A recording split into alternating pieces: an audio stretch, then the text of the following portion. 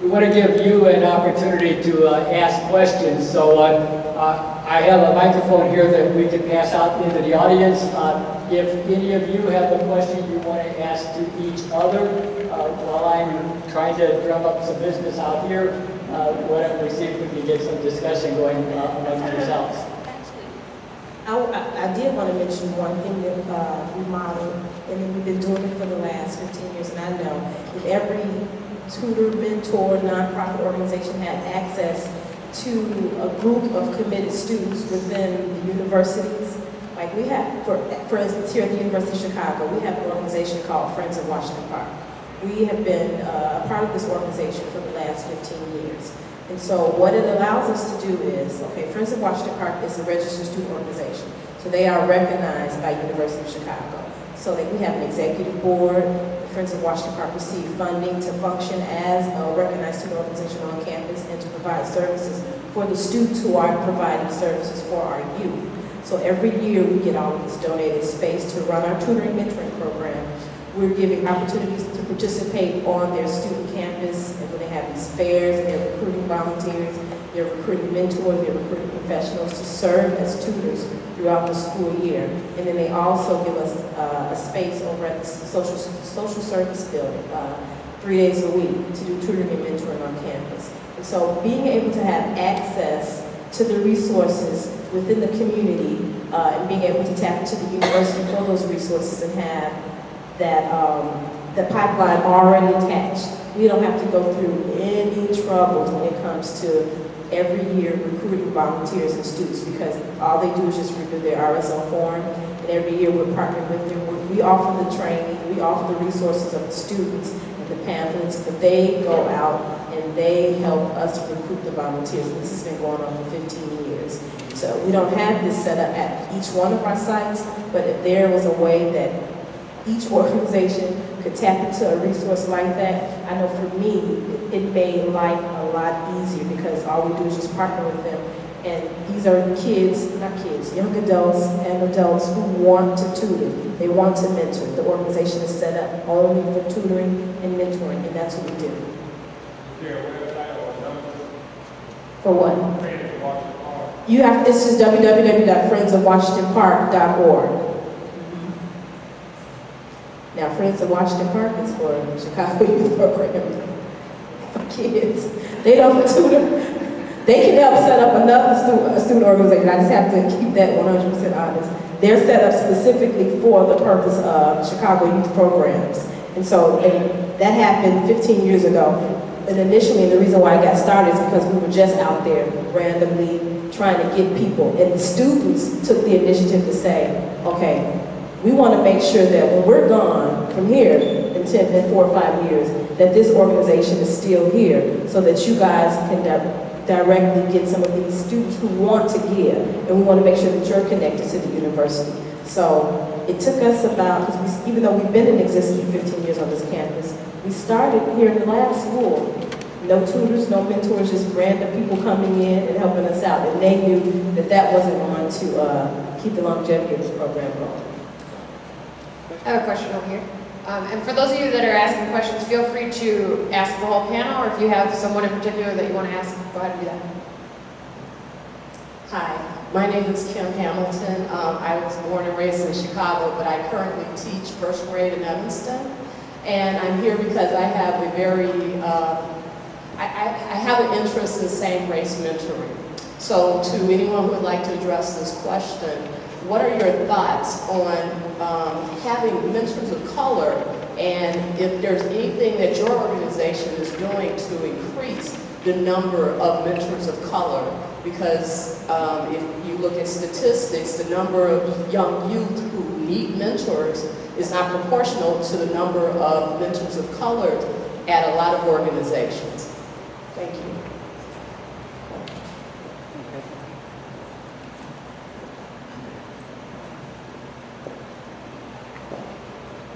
Because of the tremendous need for mentoring,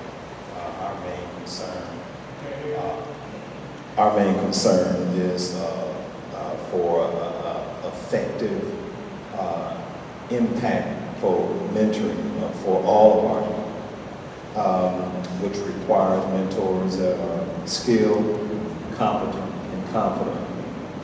And those are our main concerns. Certainly, the fact that we live in an urban community, we find that many of the mentees are of our race. And so certainly we understand that if by chance that you can get mentors that are mentors that look like the kids that they mentor, that would be better. But again, I go back to the fact that we're concerned with mentors that are skilled, competent, and confident. And so we certainly would like to have more mentors of color, but we look for mentors that fit these three categories, and or hope that there are programs and mentoring organizations that can teach mentors so that they can be stronger in these areas. Again, skilled, competent, and confident.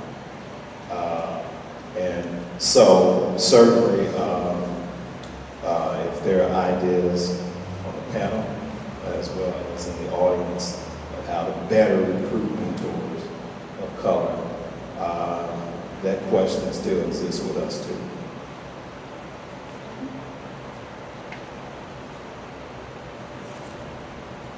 Just with the Black Star Project, generally what we have is the same area of schools that the same schools that we go into in different neighborhoods.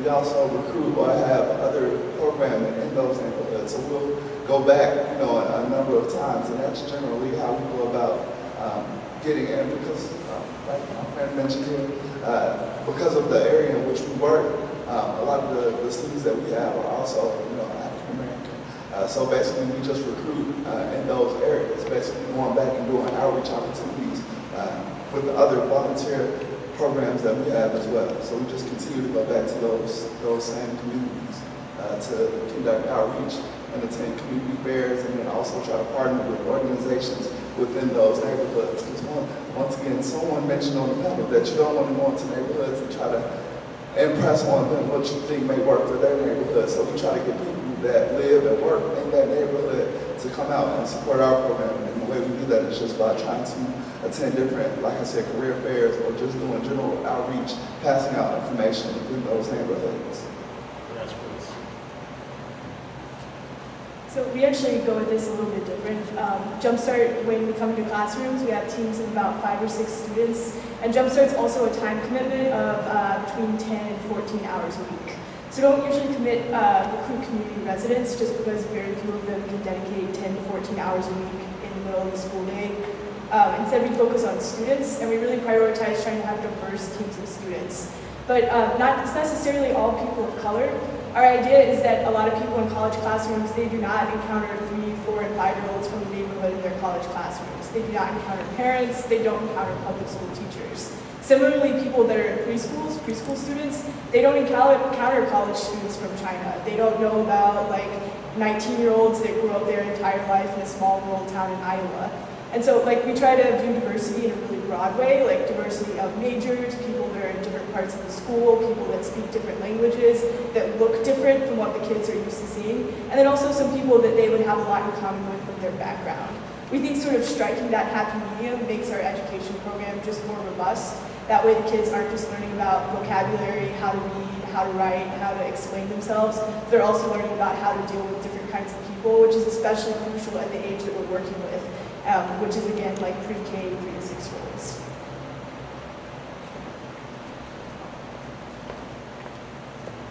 That's one of the most difficult things to do. I'm gonna keep it real. Because our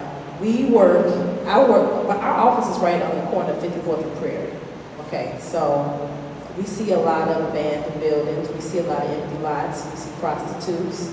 And so, as far as recruiting within the community, yes, we do have some gyms in there who are right on the corner of 47, who playing checkers right there, and we've tapped into some of those community members as resources.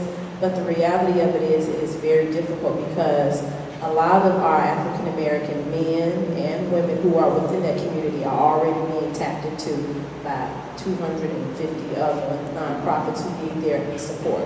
So for me, what we did is I brought in a group of men and we just had a one-on-one. I was like, look, we need you. I know everybody needs you, but we need you here.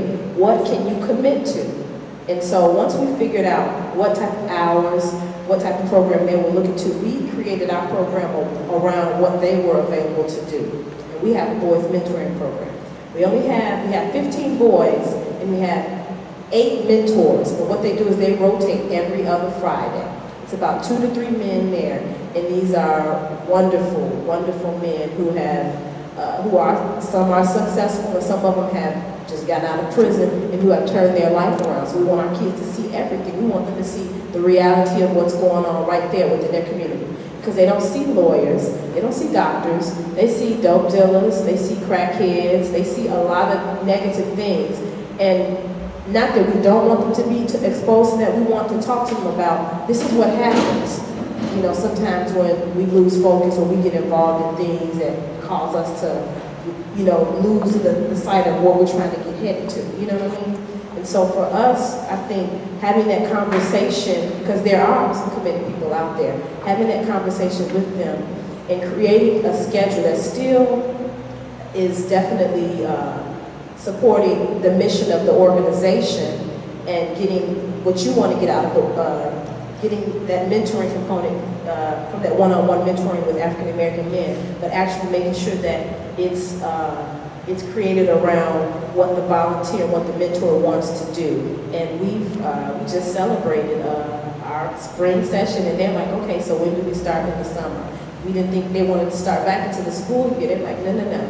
We can commit to every other Friday. And so that's the model that we're using. And it's all black men, it's all young black African American boys, and they play basketball, they go on field trips, they have discussions about what's going on within their community. They do community service projects. And also just on the flip side of it, our tutoring program is probably 90% white females. And it works for us. We do have a few African American females and males in there, but that's who attend the University of Chicago. Those are the students who are stepping up. Those are the students who want to be engaged. And again, we've participated with some programs with the fraternities and the sororities and the organizations that are going on. But within this community, a lot of people are tapped out and they want to do it, but the reality of it is they can't do everything. So I'd rather have that group of people who know I can commit to this, because this is a long-term commitment. I can do this every Friday, every other Friday. I can do it for the first year. We'll come back and reevaluate it the second year. Versus having somebody who's just like, okay, I'm passionate about it, I want to do it. They show up once or twice, and then they never come back because they're burnt out. They're burnt out, and they want to extend themselves to help, but they really can't.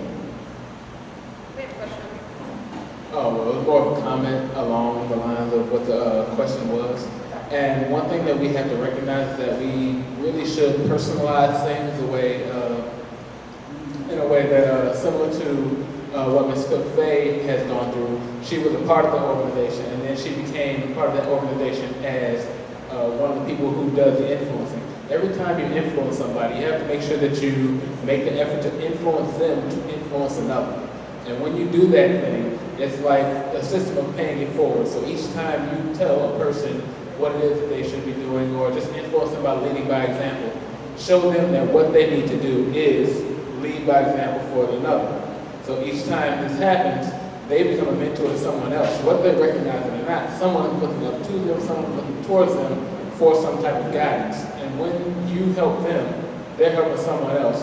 And the more you emphasize what it is you're doing, then you help them recognize that they need to continue to do the same. Working with a group of individuals, myself, I'm working with a group of men doing tutoring with the Black Star Project. I was just tutoring just yesterday. And I was trying my best to help them recognize the importance of what it was they were learning and put it in a perspective that shows them that what they learn directly influences how they're able to provide for the families and take care of the ones that they love. And once I do that, I try to get it to a point where they recognize that it's so important that they have to show others how important this is for them. And when they show this thing, they give everyone the opportunity to push someone else forward. So by doing that, we can try to personalize the thing and give everyone a chance to push each other forward by influencing each other to do better. I think we have time for maybe 3 more questions.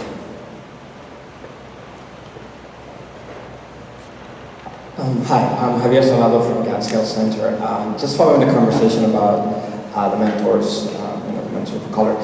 Gatscale is serving the Pilsen Little Village, Brighton Park community, so it's mostly a Latino community population.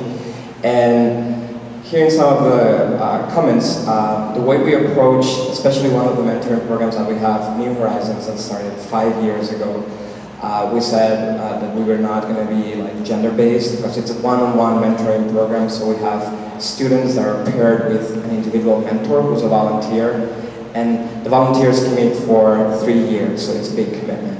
So we didn't do gender-based, and we wanted to open to not just having Latino like adult role models, but any kind of adult role model. Because for us, and it has really been beneficial. We see not only that when someone from Lincoln Park, or Rogers Park, or Hyde Park comes to Pilsen to mentor a Latino kid, we're not only supporting the kid, but for us, the mentor that comes with an idea of the community of Pilsen that usually after 3 years, they leave Pilsen and they have a totally different idea of what that community is or has. So for us, the mentors become the ambassadors outside the Pilsen community. So for us, it's actually an opportunity. Of course, we want to have positive male role models who are Latinos so they can refer closely, or females, but they can still, be very successful. And so that effect that, a mentor from outside the community coming, that's a good thing. And then the other thing is also that we've seen a lot, it's very good for the families to see someone different, but from another community or another race, being around his or her kid. Because we get that when we do the intro meeting, we have really good African American women actually at that SSA. The first reaction wasn't, kind of like a little shocked. The parents were like, is that going to work? And now, the mentee is, admires her, and she wants to come to UFC and go to SSA. And the family is really grateful. So I think you can take, what you were mentioning, it can be an opportunity to show and to expose the kids to other communities, other realities, and still be very effective. At the end of the day, we want our kids to grow healthy, responsible, caring. So I just wanted to mention that it can be an opportunity, even though there's a lack. I agree, there's a lack of, especially in the Latino community, male Latino positive role models. But still, it works bringing people from other communities. To piggyback that concept, the important thing here is that the mentor is skilled, competent, and confident. I find that in my experience, for example, I volunteered for the Boy Scouts. I currently volunteer for the 100 Black Men in Indianapolis, and we certainly reach out to men of color because, again, we experience mentees of color.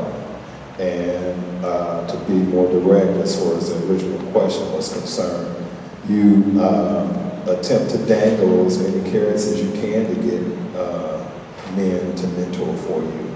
And there are different things that you can do. But then at the end of the day, because the need is so great in our community for mentoring for our young people, that you have to use who come. And so that being said, organizations train people so that they are skilled, competent, and the confidence will come with the skill and the competence. I have one more question over here. Take the last one. Hi, my name is Justin Cortez. I'm not from Chicago. Still on? Yeah, sorry. I'm from McHenry, and I'm with the AmeriCorps, which is a mentoring, tutoring kind of a group. My question was, what methods are used to keep retainment of volunteers, to keep them committed without them getting overwhelmed? And I'm not just asking about recruitment, because I kind of understand that piece, but how do you keep volunteers committed?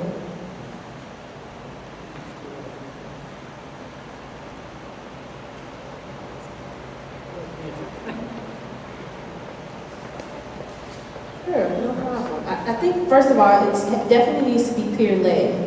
For us, we partner with the University of Chicago students, and they are the ones who are taking the lead when it comes to recruiting friends, family, staff members, everyone on campus. And they're the ones who are telling their stories along with the kids and support staff. So for us, it works because it's being peer-led. They're the ones sitting out at the booths and helping with the trainings and doing feedback sessions, and also having time outside of tutoring to bond and talk about, you know, what impact they are making and what's not working and what's working. So for us, I think it definitely needs to be peer-led and motivated, and they need to be the ones encouraging and working within their group to inspire and motivate the volunteers. And then we'll come on as a second lead saying, okay, yeah, we support, we agree, what is it that you need for us? And then also organization. Say what you're going to do. We promise the volunteers that it's going to be one-on-one tutoring and mentoring for the entire time that they're here. We don't do pop-up surprises. We don't change it in the last minute. They know every Monday, Wednesday, and Thursday when they show up at the SSA building, they're going to deal with that same child once a week for that hour and a half. And I think that also keeps them coming back because they're working towards building a relationship with that child, then eventually that family as well as the organization. So they don't see it just like, oh, this is my time to do this volunteer work. They've made that investment as well as we've kept up our end of the bargain.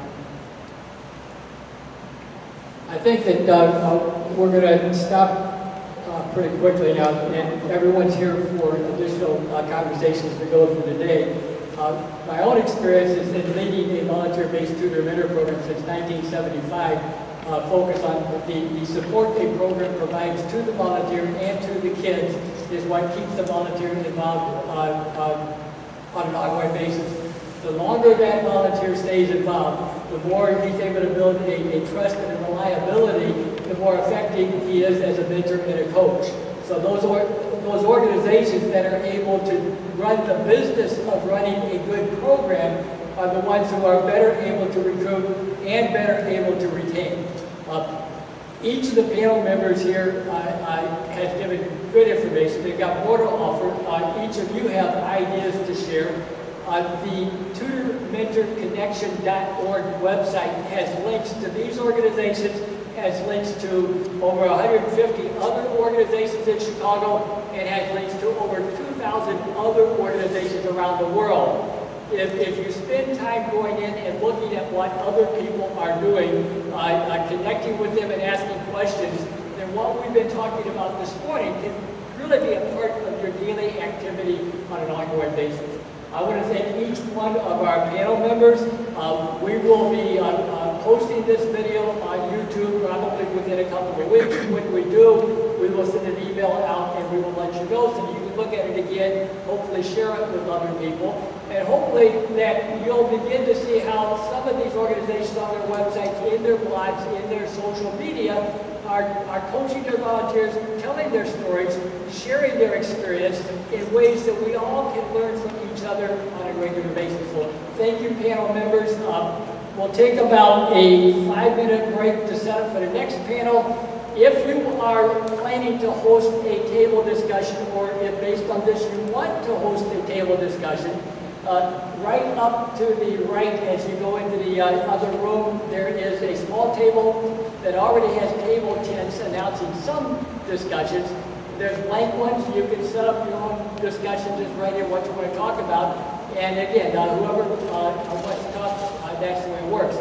there will be another panel starting in about 5 minutes, and then another one after that. So thank you all. Get another cup of coffee, and thank you.